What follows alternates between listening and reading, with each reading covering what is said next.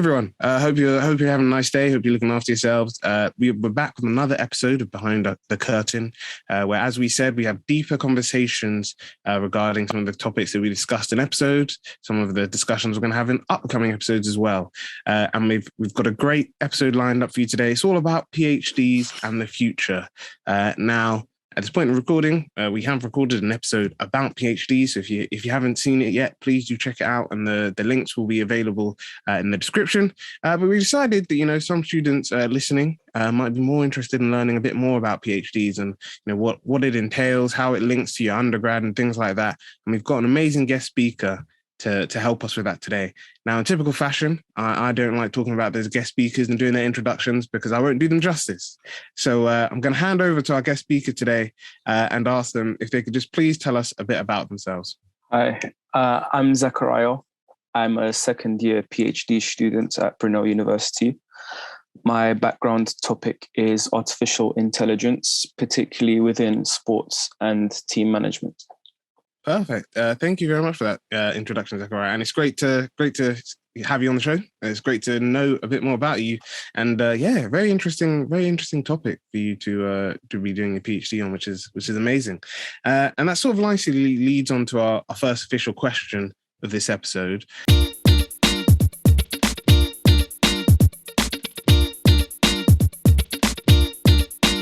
Obviously, with the episode being about PhDs, our listeners know that you yourself are doing a PhD. But we want to know what made you decide that you wanted to do a PhD. There might be some students who themselves aren't sure about it. So what convinced you that, the PhD was the route that you wanted to go down?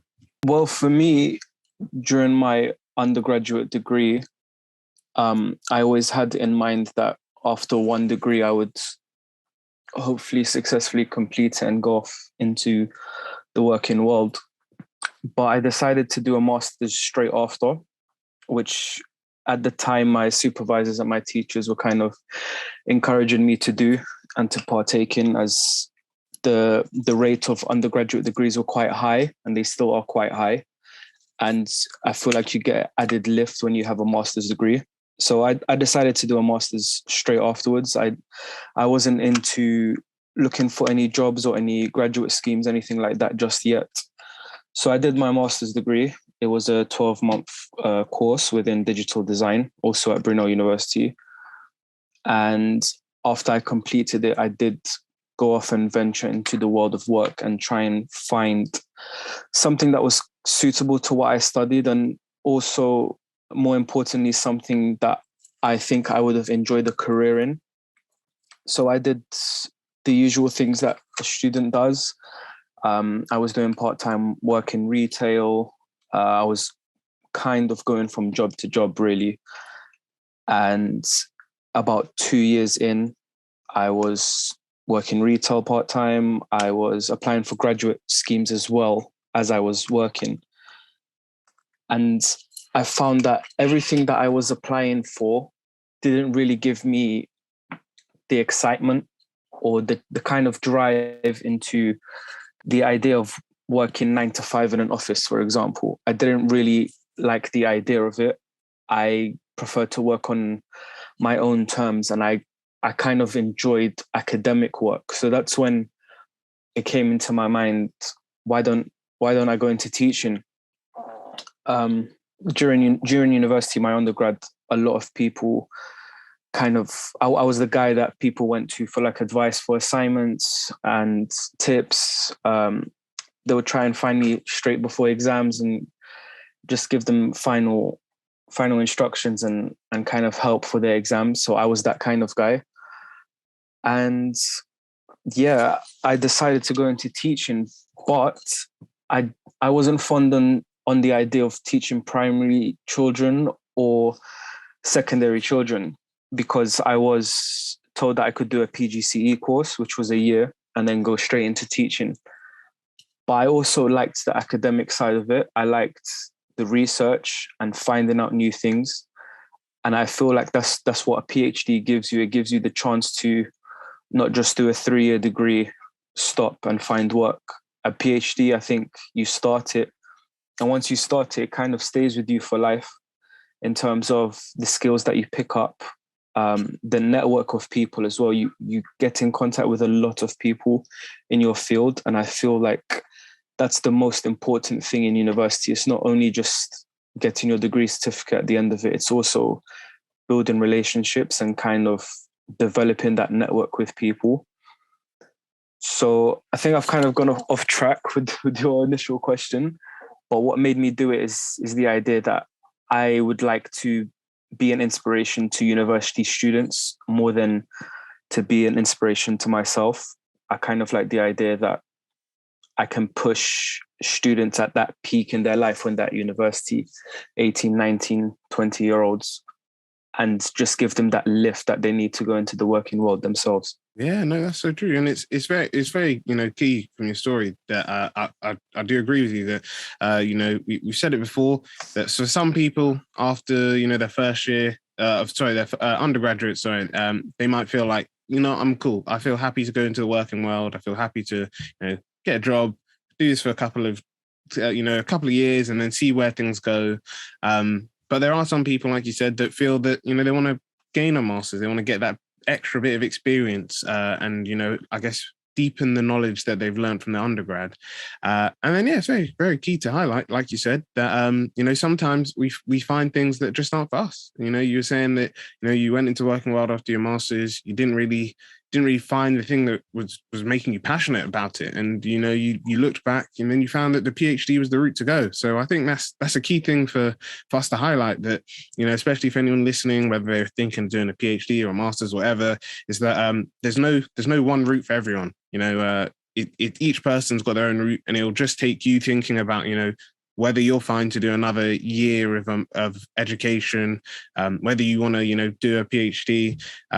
And yeah, like we've previously discussed on the episode, on previous episodes, and before we go to the next question, I'll just say this of, you can, like Zakaria was saying, you don't have to go straight into, you do your undergrad, do your master's, and then do your PhD all at once. If you want to, take a year or two, or take some years and work, you can between them.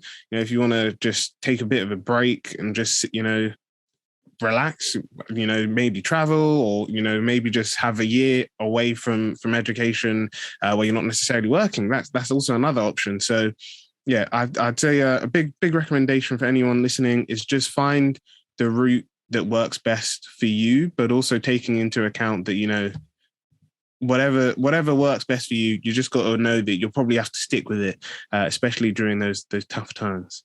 But yeah, thank you very much for that amazing answer, Zakaria. And that leads on to our next question.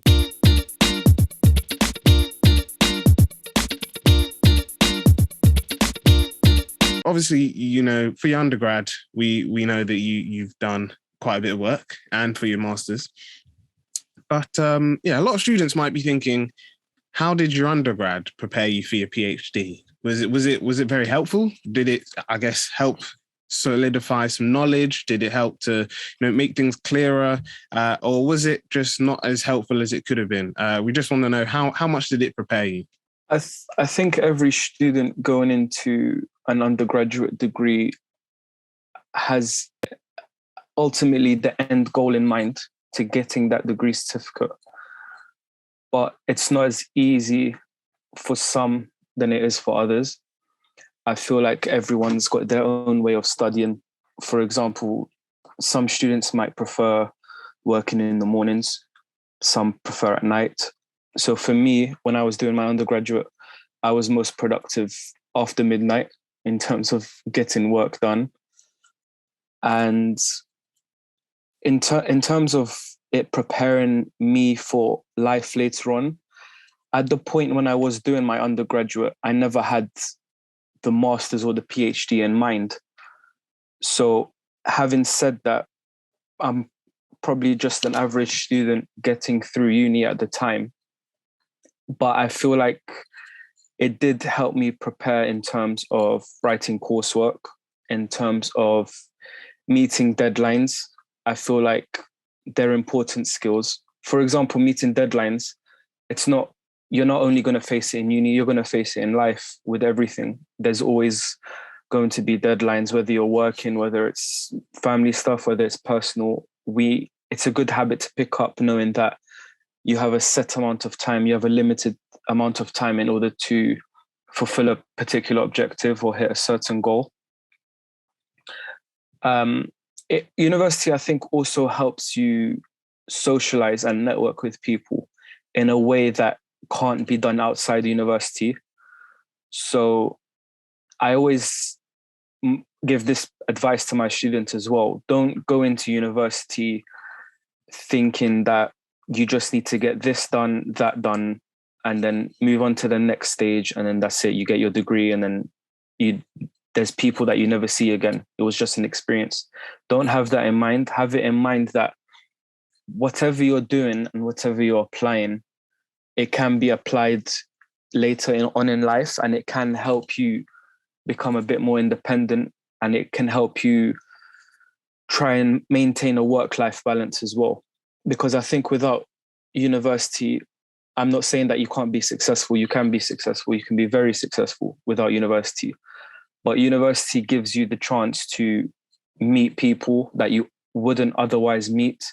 And it gives you a chance to engage with lecturers and engage with people around you with the subjects that you're interested in, or even for further study. When you get to a stage when you think, okay, I've got 6 months left, I've got 7 months left until I finish my degree, I don't know what to do next. You have that network of people that you can talk to. You have that supply chain of teachers and lecturers that have been with you for the past 3 years that almost know you as well as you know yourself in terms of an academic standpoint. And from then you can have a sound basis into what you can do next. My undergraduate, for me, I think really did prepare me for my master's, because I think if I went into my master's quite blindly, I would have really struggled, because at master's level, there's a lot of independence. We get maybe 2-3 lectures a week, and the rest is independent study. And I feel like if you haven't picked up those skills and techniques from undergraduate, you're going to really struggle in master's, let alone further down the line PhD, if that's what you're thinking. Yeah, no, I think that's the thing. Like you said, it's undergrads help you to, find that routine. It helps you to build up, your network. That's a key thing that we always love to say on the podcast, that networking, especially university, is a very key thing. You never know when you might see some of these people again. You never know. Also, how I guess the people that you meet regarding like lecturers and stuff, how they can help you when it comes to jobs after your placement, after your undergraduate, or whether it comes to jobs after your long after you've graduated. They might see on LinkedIn you've posted something about how you're looking for jobs, or you're currently working on a project and you're looking for funding, and they might be able to let you know something. So I think that's a very key thing to highlight, that it does allow you to have these platforms of, I guess, building up a network of individuals that you can work with long after you've graduated, which is something that's very, ultimately very key.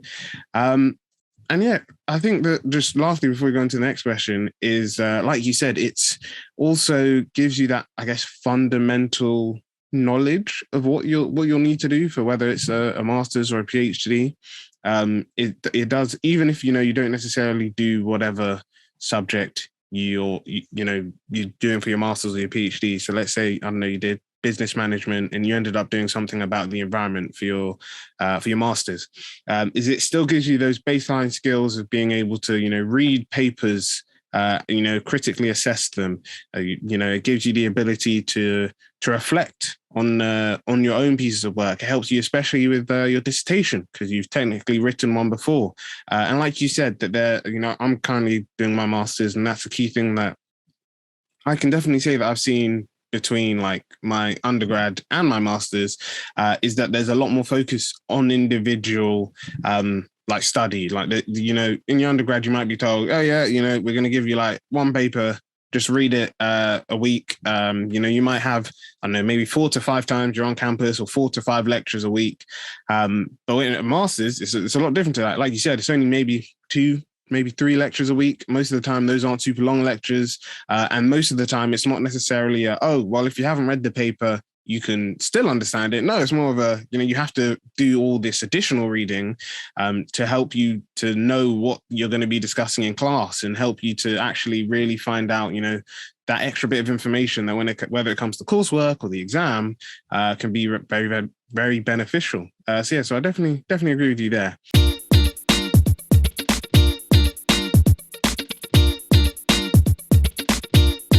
Yeah, we now come to the last question for today's episode. And essentially, I know you sort of gave a bit of advice for the last one, but what advice would you give to someone that is looking to do a PhD? I would say be obsessed with what you do. You need to have an obsession, like a craze, because if you don't, you will struggle. That's what I've found. Whatever you're doing, whether it's mathematics or the sciences or environmental studies, whatever it is, have that underlying passion that shows under you and shows to others as well. You need to make sure that when people talk about a subject, you're like, yeah, that's the guy that knows his stuff, The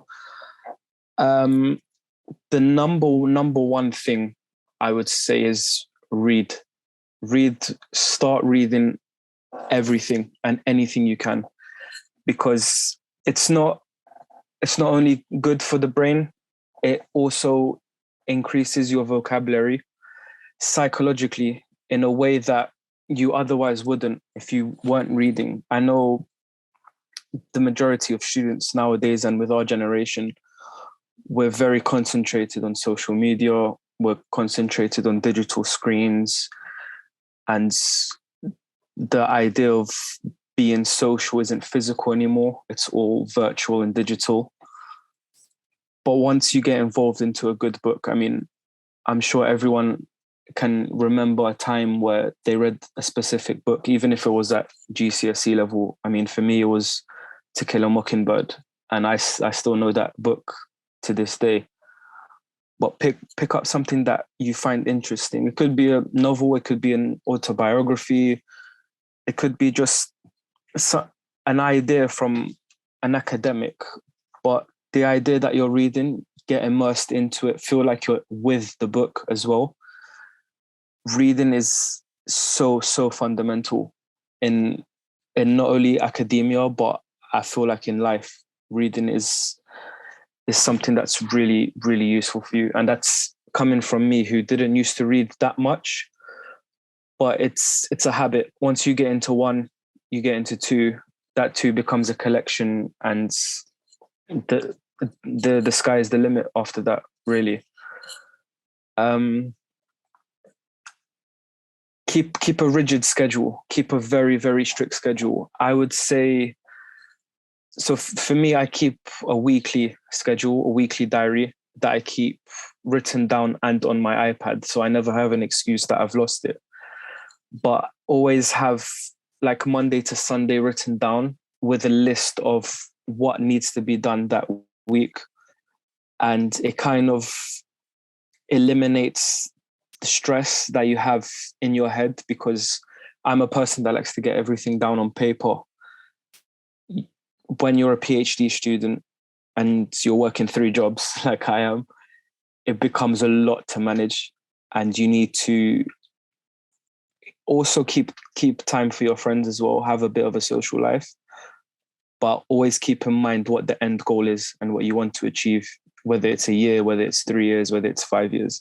Always have that end goal in mind, because if you don't have an end goal in mind, you become lost, and that schedule just goes out the window, and you start picking up a habit of saying, I'll do it tomorrow, I'll do it next week, I'll do it later. And you find out that you never end up doing it, or you end up doing it so late that it becomes pointless at the time that you do it. Apart from that,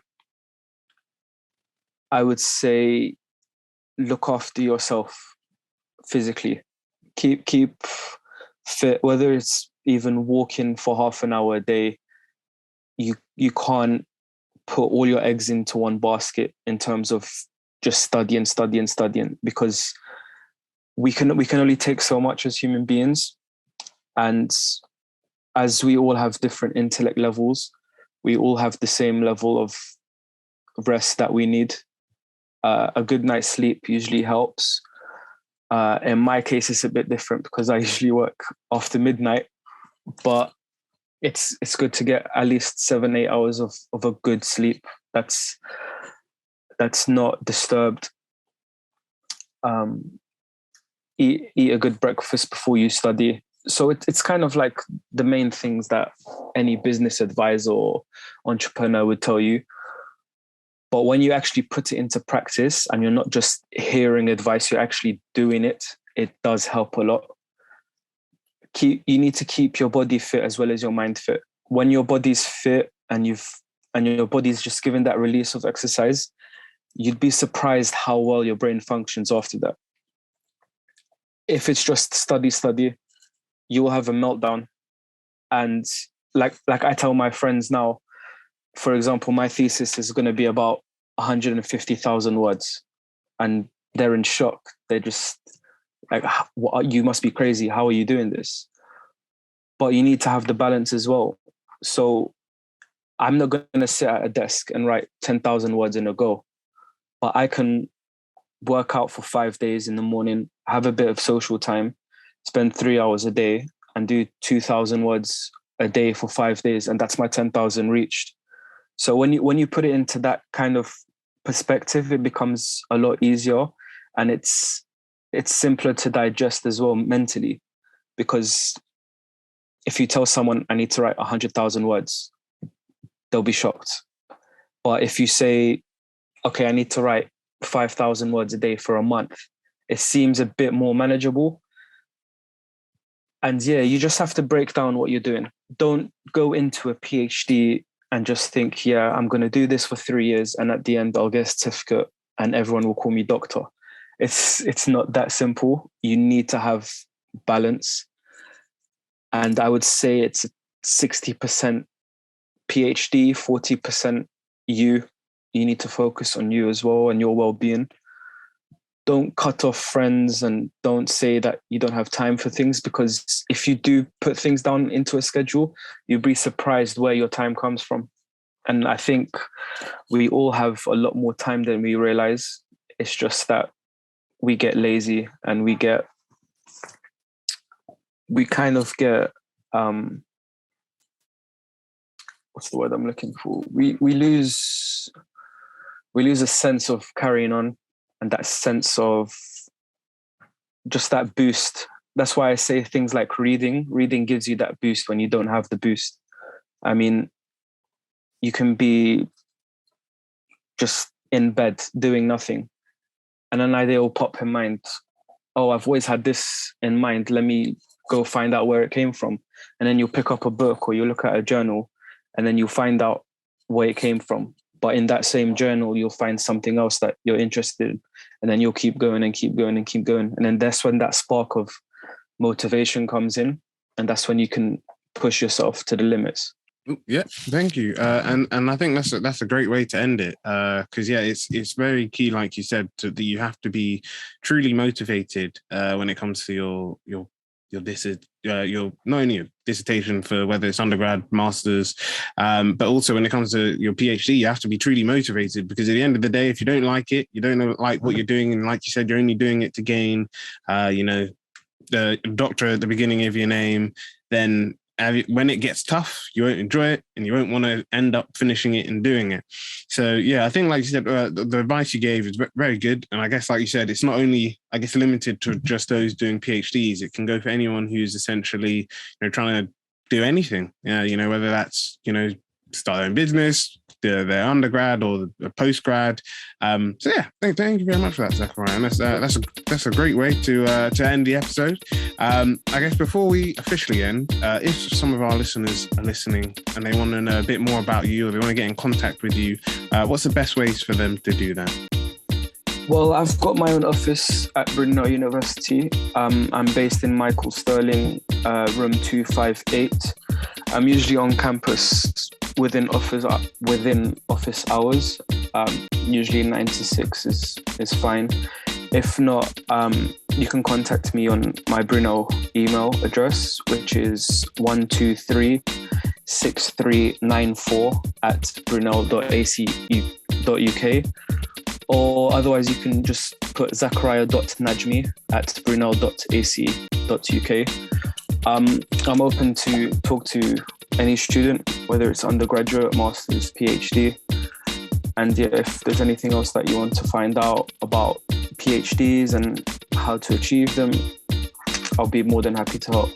Perfect, thank you. And I guess if you did like the episode, everyone, like and subscribe and comment is always appreciated. Feel free to click the notification button so you don't miss the next episode. If you aren't already subscribed to Patreon, please do, so you can make sure that you hear the full version of the episode. And if you want to see more content with Zakaria, if you want to know a bit more about Zakaria, then please make sure that you're subscribed to Patreon. Thank you everyone for all your great support, great effort today, everyone. We will see you all next time in the next episode of Behind the Curtain. So that's bye from us, and we hope you have a great day.